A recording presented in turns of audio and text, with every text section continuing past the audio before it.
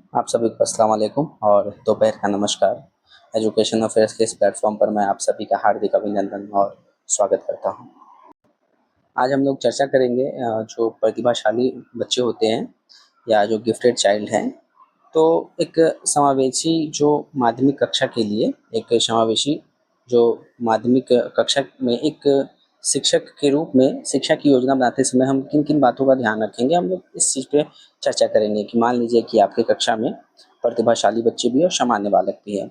तो हम लोग किस प्रकार से अपने जो शिक्षा की योजना है, जो हमारी प्लानिंग है उनको एजुकेट करने का, तो हमारा क्या रहेगा, उसी पे हम लोग आज विस्तार पूर्वक से चर्चा करेंगे।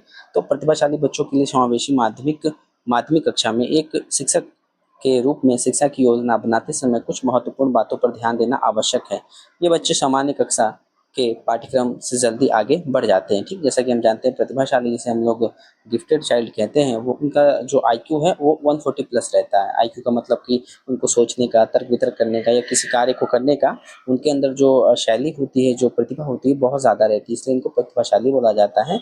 और सामान्य बालकों का हम लोग देखें तो उनका आईक्यू सामान्य बालकों का जो आईक्यू है वो 90 से लेके 110 के बीच में रहता है। वहीं पर प्रतिभाशाली जो बालक हैं, इनका जो आईक्यू है 140 प्लस रहता है। तो अब आगे देखते हैं कि इनको किस प्रकार से हम प्रतिभाशाली बच्चों को एक माध्यमिक कक्षा में किस प्रकार से समावेश करेंगे ताकि शिक्षा की जो हमारी योजना हो, जो हमारी प्लानिंग है, अच्छे तरीके से चल सके। तो सबसे पहले हम लोग क्या करेंगे, इसमें पाठ्यक्रम का अनुकूलन करेंगे कि करिकुलम एडाप्टेशन, और उसके बाद शिक्षण हमारी रणनीतियाँ क्या रहेंगी इनके लिए, फिर संसाधन और सामग्रियाँ क्या रहेंगी, रिसोर्सेस और मटेरियल्स हम लोग किस प्रकार की यूज़ करेंगे ताकि इनको हम लोग समावेश कर सकें, इनको इंक्लूड कर सकें हम लोग अच्छे से एक सामान्य जो बालक है उनके साथ। फिर कक्षा का जो हमारा प्रबंधन है और भावनात्मक सहयोग है कि क्लासरूम जो हमारा मैनेजमेंट है और जो इमोशनल सपोर्ट है वो किस प्रकार से होंगे। तो सबसे पहले देखते हैं जो हमारा पाठ्यक्रम अनुकूलन है, जो हमारा करिकुलम एडाप्टेशन है वो किस प्रकार से रहेगा कि जो प्रतिभाशाली बच्चों के लिए क्या करेंगे, पाठ्यक्रम को जो लचीला हम लोग बनाएंगे, बनाना बहुत ही ज़्यादा महत्वपूर्ण होता है। जो हमारा सिलेबस है, पाठ्यक्रम है, सॉरी यहाँ पे जो करिकुलम दिया है, यहाँ पाठ्यचर्या होगा एक तरीके से। करिकुलम को पाठ्यचर्या बोलते हैं और सिलेबस को पाठ्यक्रम बोलते हैं। तो हमारा जो पाठ्यचर्या है, आखिर वो किस उसको क्या करना है, लचीला बनाना बहुत ज़्यादा महत्वपूर्ण होता है। लचीला बनाने का क्या महत्व है कि समय अनुसार उसमें हम परिवर्तन कर सकें और उन्हें क्या है, सामान्य कक्षा के काम में अलग और अधिक उन्नत सामग्री देने की क्या होती है, हमें आवश्यकता होती है। तो हम लोग देखते हैं कि पाठ्यक्रम अनुकूलन हम लोग किस प्रकार से करेंगे, पाठ्यचर्या अनुकूलन या करिकुलम एडाप्टेशन किस प्रकार से करेंगे ताकि जो प्रतिभाशाली बालक है उनको हम लोग अच्छे से क्या कर सकें, इंक्लूसिव कर सकें, उनको एक समावेश कर सकें एक माध्यमिक कक्षा में। तो सबसे पहले एक त्वरण त्वरण जो एक एक्सेलरेशन है कि बच्चों को उनकी गति के अनुसार क्या करना है, हमको आगे बढ़ाने का मौका देते रहना है ना। इसका क्या मतलब हुआ एक्सेलरेशन का, त्वरण का, कि उन्हें एक ही कक्षा में रहते हुए भी क्या करना है, उच्च स्तर की सामग्री पढ़ने या अगले वर्ष के पाठ्यक्रम के कुछ हिस्सों को जल्दी पूरा करने की क्या करना है, अनुमति देना है। क्यों? क्योंकि जो प्रतिभाशाली बालक है उनके अंदर ये क्षमता होती है कि वो ज़्यादा से ज़्यादा जो नॉलेज है उसको अडॉप्ट कर सकते हैं। तो हमें थोड़ा बहुत जो अगले कक्षा की, मान लीजिए कि क्लास 7th में बालक है, एक प्रतिभाशाली बालक है, तो अगर उसको क्या होगा कि आगे अगर वह क्लास 7th में जाता है, 7th का बालक है, ठीक है, 7th क्लास का बालक है, वो आगे 8th क्लास में जा रहा है और देख रहे हैं कि वो प्रतिभाशाली बालक है।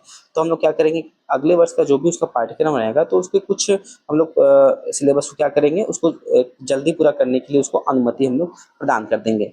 ठीक, ये हो जाएगा हमारा त्वरण त्वरण हो जाएगा। ठीक, अब फिर समृद्धिकरण से क्या मतलब है, इनरिचमेंट में, कि ये इनरिचमेंट में कि सामान्य पाठ्यक्रम के में क्या है, विषयों को और गहराई से पढ़ाने की हम लोग योजना बनाएंगे। ठीक, समृद्धिकरण इनरिचमेंट मतलब उसको और इनरिच करेंगे, अच्छा करने का प्रयास करेंगे।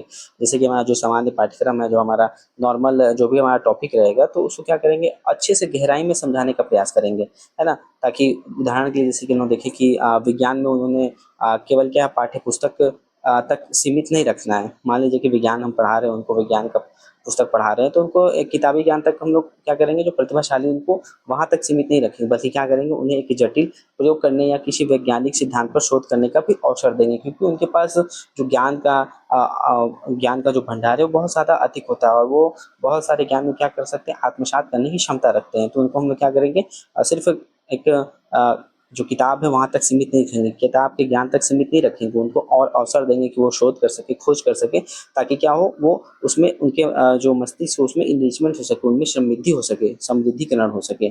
फिर विषय विशेष, अगर विषय विशेष की बात करें हम लोग, विषय विशेष मतलब सब्जेक्ट स्पेसिफिक डेप्थ की तो बच्चे जिस विषय में रुचि रखते हैं, एक प्रतिभाशाली जो बालक है, बच्चे जिस विषय में रुचि रखते हैं तो उसमें उन्हें क्या करना है, विशेष जो हमें प्रोजेक्ट वर्क देना है या फिर उनको रिसर्च के लिए कुछ काम देना है ना, कुछ परियोजनाएं देने हैं या कुछ डिस्कवर के लिए हमको देते रहना है। जैसे कि मान लीजिए कि कोई बालक है, इतिहास में उसको रुचि है, कोई प्रतिभाशाली बालक है जिसको इतिहास में बहुत ज़्यादा रुचि है, तो उसे एक ऐतिहासिक घटना पर क्या करेंगे, एक विस्तृत हम लोग कह देंगे कि आप इस चीज़ पर मान लीजिए एक रॉलेट एक्ट हुआ था, ठीक है, जिसे काला कानून भी कहते हैं, तो उस पर हम लोग क्या कह देंगे उनको कि आप इस पर रिपोर्ट बनाइए, ठीक है, और इस पर एक लघु फिल्म बनाने का उनको हम काम दे देंगे। तो अपने मस्तिष्क के द्वारा क्या करेंगे, इस पर उस विषय के जो विशेष गहराई है उसको वो लोग खंगालने का प्रयत्न करेंगे। तो हमारा ये पाठ्यक्रम अनुकूलन होगा, करिकुलम हम लोग इस प्रकार से एडेप्ट करेंगे कि उसमें एक्सेलरेट करेंगे उनको, इनरीच भी करने का काम करेंगे, और जो हम सब्जेक्ट पढ़ा रहे हो उसमें उनको और सिर्फ पुस्तक तक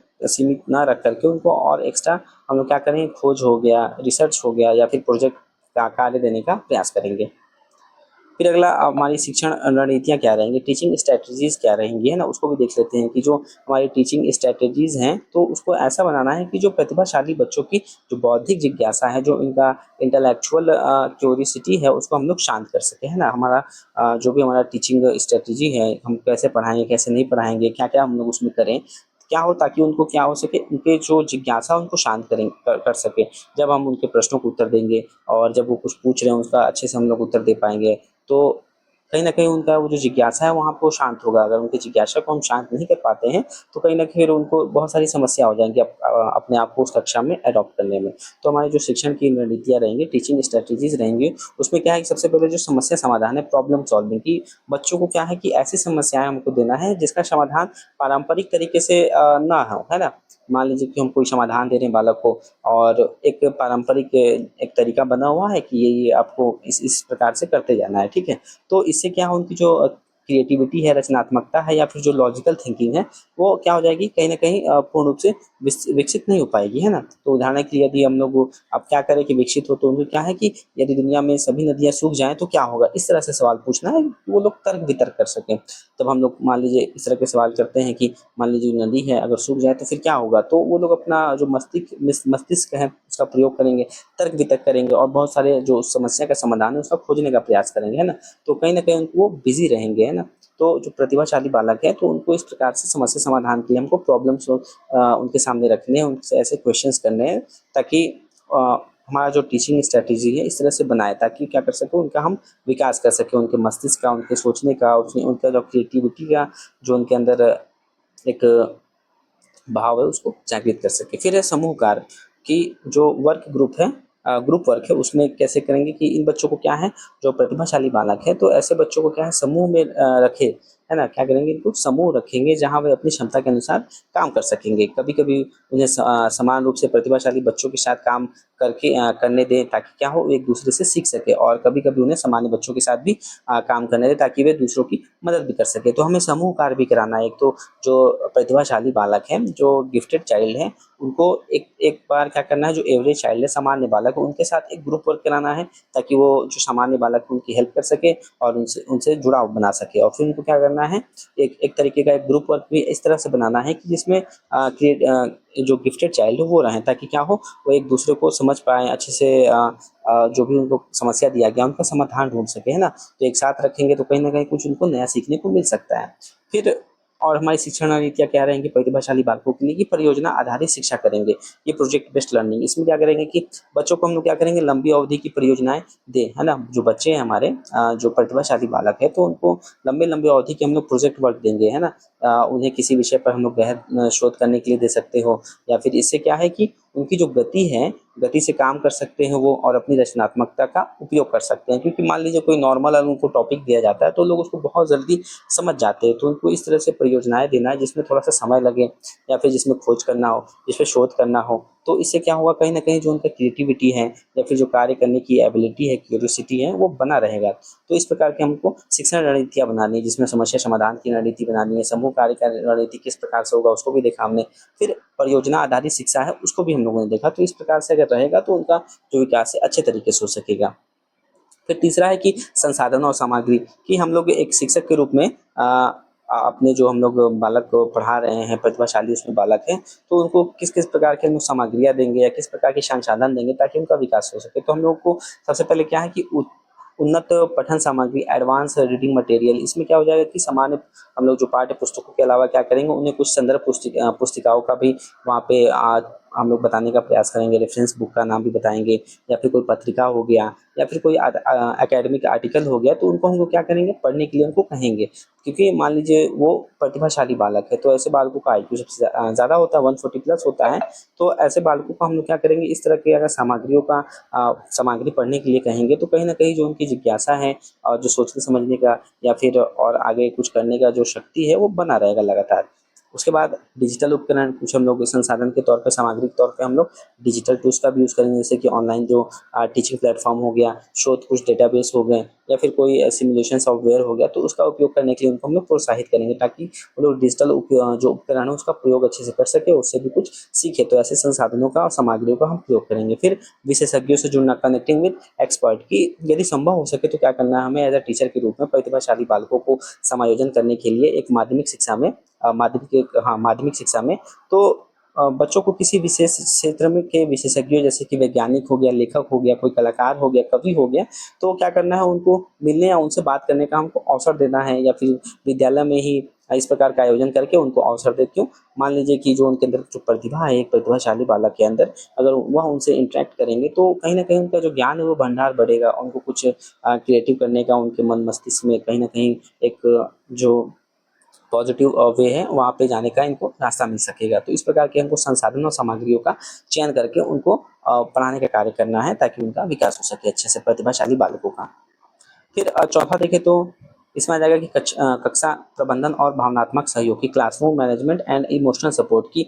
मान लीजिए उनको हम लोग क्या कर रहे हैं, पढ़ा भी रहे हैं अच्छे से, लेकिन हमको उनको क्या करना है, इमोशनल सपोर्ट भी देना है, भावनात्मक सहयोग भी देना है। जैसे कि प्रतिभाशाली बच्चे क्या हैं, कभी-कभी सामाजिक या भावनात्मक चुनौतियों का सामना कर सकते हैं। शिक्षक को उन्हें भावनात्मक रूप से भी सहारा देने का प्रयास करना चाहिए, क्योंकि उनका आईक्यू लेवल बहुत ज़्यादा होता है ना, तो जो सामान्य लोग हैं, जो समाज में रह रहे हैं, जब वो बालक उसमें जाएगा तो उसे समायोजन करने में कहीं न कहीं समस्या आएँगी। तो हमें उन लोगों को क्या करना है कि भावनात्मक सहयोग भी देना है कि किस प्रकार से आप क्या कर सकते हैं ताकि आपको ईज़ी रहे। तो इसमें देखा जाए तो सबसे पहले सहानुभूति और समझ, एम्पैथी और अंडरस्टैंडिंग होना चाहिए कि इन बच्चों को क्या करना है, इन बच्चों को सबसे पहले समझना हमको बहुत ही महत्वपूर्ण है कि वे अक्सर अपनी उम्र के साथियों से अलग महसूस करते हैं, ठीक? क्योंकि मान लीजिए कि कोई बालक है, 8th क्लास का बालक है और वो अपने पीयर ग्रुप के साथ है, तो कहीं न कहीं वो अपने साथियों से खुद को अलग महसूस कर सकते हैं। तो उन्हें क्या करना है हमको, उन्हें बताएँ कि उनकी जो प्रतिभा है एक उपहार है और उन्हें इसे लेकर के क्या करना है, आत्मविश्वास एक महसूस करना चाहिए। अगर मान लीजिए उनको अगर आत्मविश्वास होगा, तो कहीं न कहीं समझ भी बढ़ेगी, समझ होगी तो कहीं न कहीं एक एम्पैथी जो सहानुभूति की भावना है वो भी बढ़ेगी यहाँ पर। फिर उसको सलाह देना, हमको मॉनिटरिंग करना है ना, कि उनको सलाह देना, जैसे शिक्षक को एक मार्गदर्शक की भूमिका भी निभानी चाहिए यहाँ पर एज़ अ फैसिलिटेटर की, कि उन्हें उनके करियर जो भी करियर है, उनके लक्ष्यों और रुचियों के बारे में सलाह भी समय-समय पे देते रहना है। फिर सहयोग वातावरण कि उनके लिए कोलैबोरेटिव एनवायरनमेंट हमको प्रस्तुत करना है एक शिक्षक के नाते, कि एक ऐसा वातावरण वातावरण हमको बनाना है जहाँ पर सभी बच्चे क्या हो, चाहे वो प्रतिभाशाली हो या नहीं हो, लेकिन एक दूसरे का सम्मान करें और एक दूसरे के साथ वह सीखें और एक दूसरे का मदद करें। इससे क्या होगा, कहीं न कहीं वो भावनात्मक रूप से एक जुड़ाव कर सकेंगे, क्योंकि मान लीजिए कोई भी प्रतिभाशाली बालक है, सामान्य बालक है, कहीं न कहीं वो इंटरैक्ट करेगा ही, समाज में जाएगा तो लोगों से इंटरैक्ट करेगा ही। तो हमको क्या करना है, उनको एक सहयोगात्मक वातावरण देना है जहाँ एक दूसरे से वो लोग सीखें। तो निष्कर्षतः हम कह सकते हैं कि इन सभी रणनीतियों को हम लोग ऐसे अगर हम लोग जो स्ट्रैटेजीज़ है एक टीचर अगर अपना रहा है, तो कहीं न कहीं एक शिक्षक जो प्रतिभाशाली बच्चों को उनकी जो पूरी क्षमता तक पहुँचाने में उसको मदद कर सकता है। जो एक गिफ्टेड चाइल्ड है, जहाँ उनको अच्छा मार्ग हम लोग दे सकते हैं और ये हम लोग सुनिश्चित कर सकते हैं कि वो एक समावेशी और समृद्ध सीखने के माहौल में कैसे अपना विकास कर सकता है ना? तो आई होप ये वीडियो हेल्पफुल रहा होगा आपको कि प्रतिभाशाली जो बच्चे हैं, उनको हम लोग माध्यमिक शिक्षा के लिए किस प्रकार से हम समावेश करेंगे, तो उसमें एक शिक्षक के लिए क्या-क्या योजना बनाना आवश्यक हो जाता है, कैसे-कैसे हम लोग योजनाएँ बनाएँगे, तो इसके विषय में ये चर्चा थी। आई होप ये वीडियो बहुत ही हेल्पफुल होगा। Thank you. मेरे चैनल को सब्सक्राइब, लाइक, शेयर ज़रूर करें।